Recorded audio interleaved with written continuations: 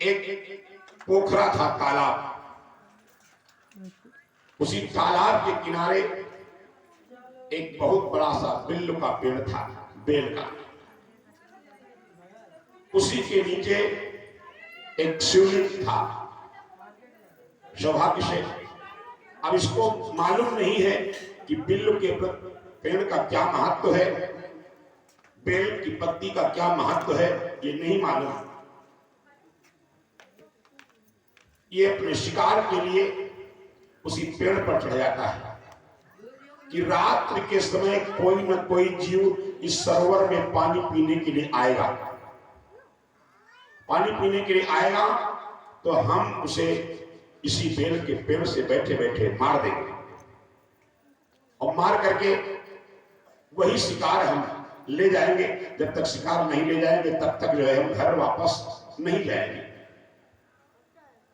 पेड़ पर चढ़ करके बैठ गया।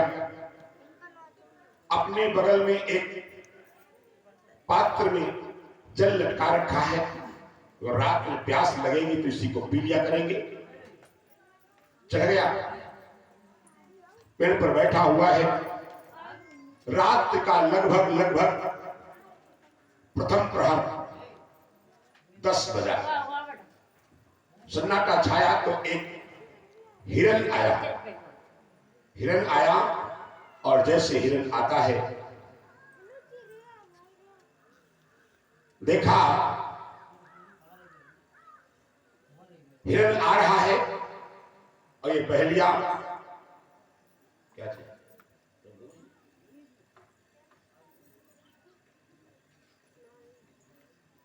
हिरन आया तो जैसे इस पहेलिया ने अपना उसी बेल के पेड़ पर बैठे बैठे तरकस से बाण निकाल करके संभाला। एकदम से इधर उधर बाण होने पर 2 बेल की पत्ती और जो है थोड़ा सा जल छलक गया, तो वो बेल की पत्ती भोले बाबा के ऊपर आकर के गिर गई, शिवलिंग पर गिर गई। धोखे से शिवलिंग पर जल चढ़ गया। धोखे से बेल की पत्री उसके द्वारा अचानक फूट करके शिवलिंग पर आ गई। प्रथम प्रहर की पूजा उसकी हो गई। आज संयोग से त्रयोदशी तिथि। आज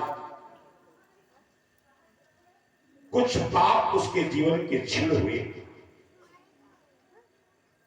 जैसे बाण धनुष पर चढ़ाया, उसी समय हिरन ने देखा ये क्या हो रहा है। तो हिरन उस बहलिया से कहता है, भैया आप ये क्या कर रहे हैं? कहा सावधान, हम तुम्हें मारेंगे।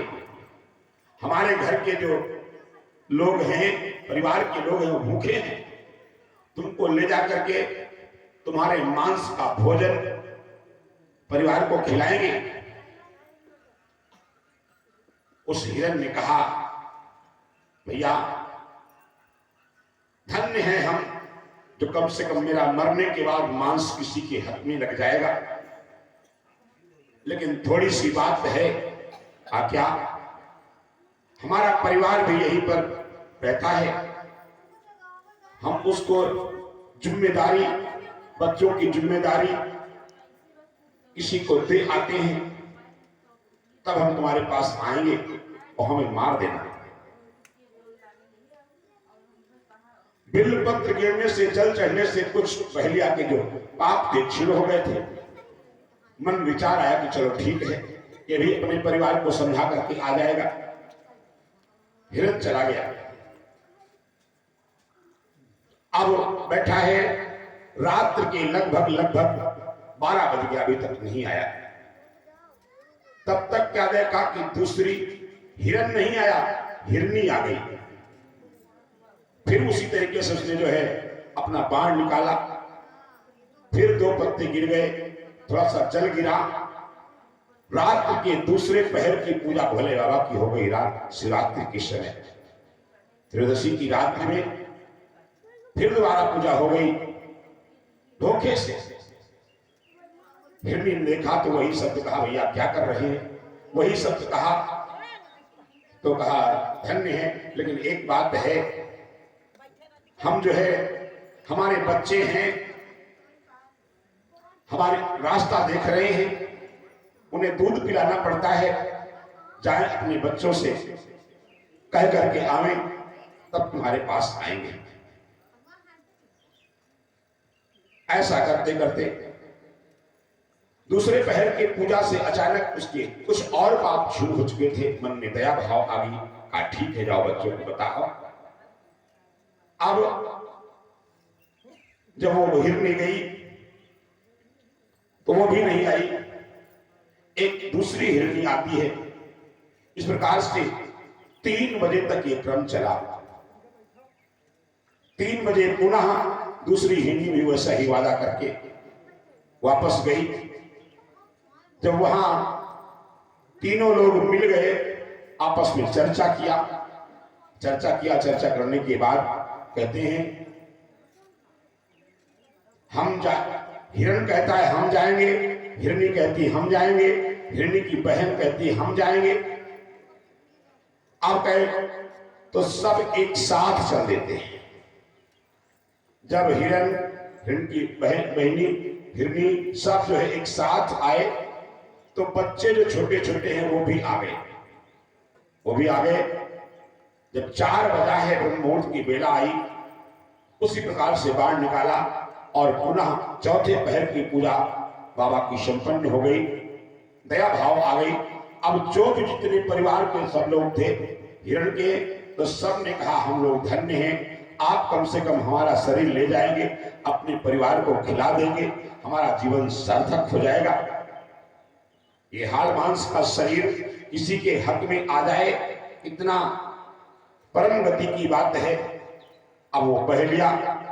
जैसे इन नासमझ पशुओं की जो है बात सुन करके द्रवित हो गया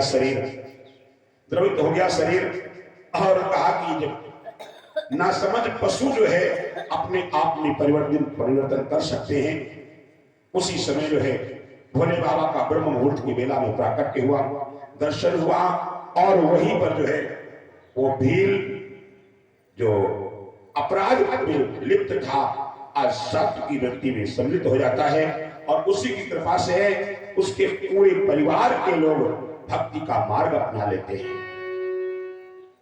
तो हम किसी पर दया करेंगे तो हम पर भी भगवान कहीं न कहीं से दया करेंगे, कृपा करेंगे। इस कथा से यही आश्रय प्राप्त होता है।